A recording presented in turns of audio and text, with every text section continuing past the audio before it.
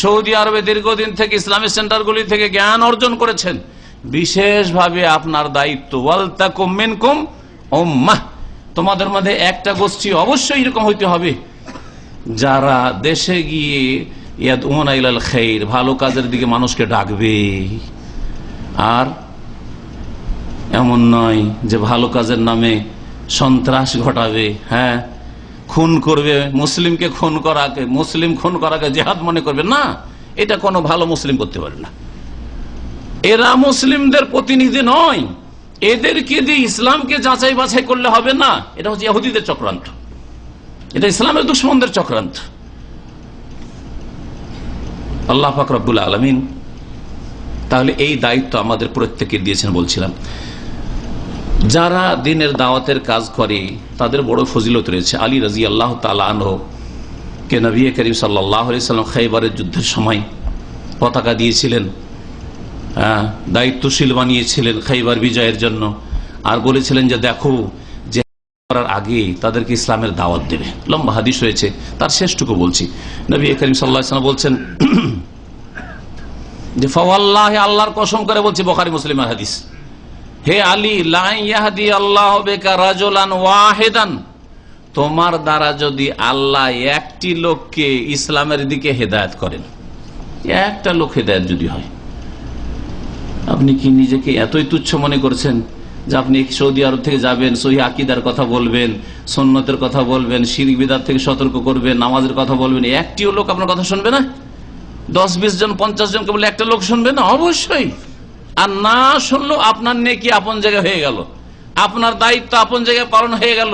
কিয়ামতের দিনে আল্লাহকে বলতে পারবেন যে আল্লাহ, আমি বলেছিলাম, আল্লাহ আমি বোবা হয়ে যাই নাই, যে আমি হক কথা শুনিয়েছিলাম তাদেরকে।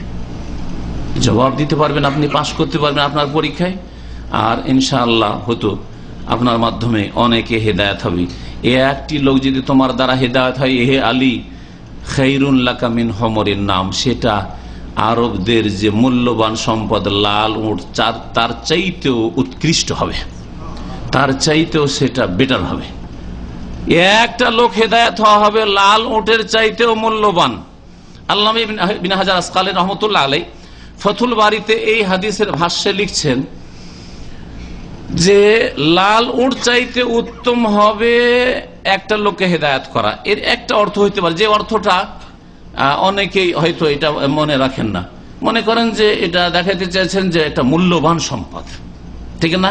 এটা দ্বিতীয় অর্থ, যে আরবদের মধ্যে সবচেয়ে মূল্যবান সম্পদ ছিল লাল উট, আর সবচেয়ে মূল্যবান সম্পদ তোমার আখিরাতের সম্বল হবে একটি লোককে হেদায়েত করা। এটা জানা আছে, তাই না? কিন্তু তিনি বলছেন আরেকটা এর তরজমা হইতে পারে, ব্যাখ্যা হইতে পারে, সেটা হচ্ছে যে একটা লাল উট সাদকা করে যত নেকি হইতে পারে, তার চাইতে বেশি নেকি হবে একটি লোক তোমার মাধ্যমে হেদায়েত হইলে। একটা উট দান খেরাত করে বা কোরবানি করে যে নেকি হয়, একটা মূল্যবান উট, দামি উট, তার চাইতে বেশি নেকি আছে কিসে? আপনার মাধ্যমে যদি একটি লোক বেনামাজি নামাজি হয়, আধা নামাজি ফুল নামাজি হয়, শিরককারী শিরক থেকে তওবা করে আসে, বিদআতকারী বিদআত থেকে তওবা করে সুন্নতের দিকে ফিরে আসে, অসৎ লোক সৎ হয়ে যায়, চরিত্রহীন চরিত্রবান হয়ে যায়, জি হ্যাঁ, যে কেউ হোক না কেন, আর আপনি আপনার কাছের লোক থেকে শুরু করবেন, আপনার স্ত্রী, আপনার বাপ মা, আপনার ছেলে মেয়ে থেকে শুরু করবেন, ঘর থেকে আল্লাহ শুরু করতে বলেছে, কু আনফুসাকুম ওয়া আহলিকুম নারা, নিজেকে রক্ষা করো এবং নিজের পরিবারকে রক্ষা করো জাহান্নামের আগুন থেকে। আর তারপরে নবীকে আল্লাহ বলছেন ওয়ানজির আশিরাতাকাল আকরাবিন, তোমার আত্মীয় স্বজনদেরকে সতর্ক সাবধান করো। তারপরে বলেছেন মক্কাবাসীকে খোলাখুলি বলো, ফাস্তাবিমা তুমার। এইভাবে ধীরে ধীরে আল্লাহ পাক রব্বুল আলামিন নবী মুহাম্মদ সাল্লাল্লাহু আলাইহি ওয়াসাল্লাম বলেছেন যে দূরে দাওয়াত নিয়ে যাও। আর একটা ফজিলতের কথা বলি, যদি মানুষকে আপনি নেকি রাস্তার দিকে ডাকেন, ইসলামের দিকে ডাকেন, তো এতে যে কত আপনার নেকির ব্যালেন্স বাড়ছে আপনি কল্পনা করতে পারবেন না। আবু হুরায়রা রাদিয়াল্লাহু তাআলা আনহু থেকে বর্ণিত সহিহ মুসলিম হাদিস রয়েছে, নবী করিম সাল্লাল্লাহু আলাইহি ওয়াসাল্লাম বলেন, মান দাআ ইলা হুদান কানা লাহু মিনাল আজরি মিসলা উজুরে মান তাবিআহু।